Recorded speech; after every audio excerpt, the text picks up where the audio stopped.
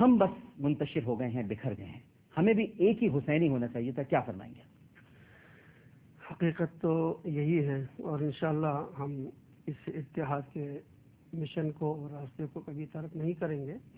جیسے ابھی حضرت نے فرمایا، ہمارا متحدہ علماء محاذ کا ایک اخبار بھی ہے، ہفت روزہ راہ انصار کے نام سے. آپ انشاءاللہ میں کبھی موقع ہوا تو اس کے کاپیاں پیش کروں گا آپ کی خدمت میں.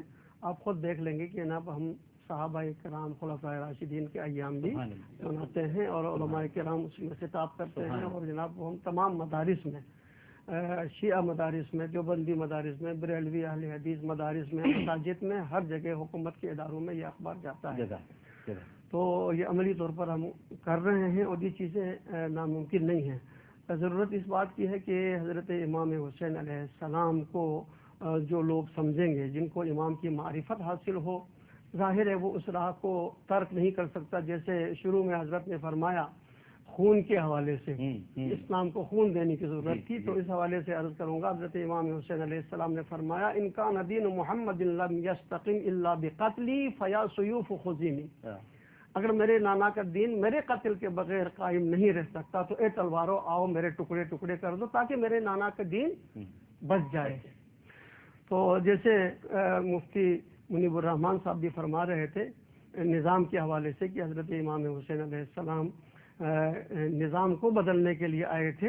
میں یہاں اس سے مجھے اختلاف نہیں ہے، مگر صرف میں یہ کہوں گا حضرت امام حسین علیہ السلام نظام کو بدلنے نہیں آئے تھے، بلکہ جو نظام بدلا جا رہا تھا اس نظام کی حفاظت کے لیے تشریف لائے. کیونکہ حرام محمد کو حلال اور حلال محمد کو حرام کیا جا رہا تھا، اور یزید نے اسی لیے بیعت امام حسین سے طلب کی تھی، ورنہ دنیا نے بیعت کی تھی. کیا ضرورت تھی کہ ایک حسین سے بیعت نہ لیتے؟ مگر یزید جانتا تھا کہ اگر حسین بیعت نہیں کریں گے تو یہ ساری بیعتیں بیکار ہیں، اور یہ ہوا. اور اگر حضرت امام حسین بیعت کرتے اس کا مطلب یہ تھا کہ جو کچھ یزید کر رہا ہے وہی اسلام ہے. لہذا اس دین اسلام کی حفاظت کے لیے حسین میدان کربلا میں تشریف لائے، اور خون کے حوالے سے انہوں نے جناب ہر قسم کا خون، چاہے اس میں بچے کا ہو، چاہے جوان کا ہو، چاہے بوڑھے کا ہو، جتنے بھی اصحاب حسین کے چاہنے والے تھے، میں تو یہ کہوں گا جناب کہ ان تمام کا خون کا ایک ہی گروپ تھا جو اسلام کے لیے خرچ ہوا. کیونکہ حضرت امام حسین علیہ السلام فرماتے ہیں کہ میں اپنے اصحاب پر فخر کرتا ہوں، ایسے اصحاب نہ میرے نانا کو ملے ہیں اور نہ میرے بابا کو ملے. حضرت امام حسین فخر کرتے ہیں، جن پر حسین فخر کرے، جو حسین کے مشن پر، حسین کے اشارے پر چلنے کے لیے تیار ہوں. یقیناً ان کا بھی خون کا گروپ وہی تھا جو حضرت امام حسین علیہ السلام کا تھا، جنہوں نے قربانی دے کر دین اسلام کو بچایا. اور آج بھی الحمدللہ دین اسلام کا نام روشن ہے.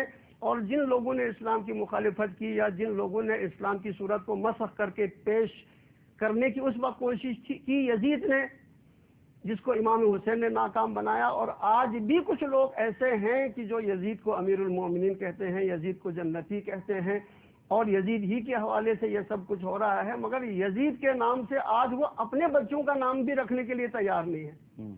یعنی یزید اپنا انجام اس سے مشترک نہیں چاہیں گے. جی ہاں. ڈاکٹر صاحب نے ہر نشست میں کوشش کی ہے کہ وفد کے یزید کی طرف اشارہ کریں.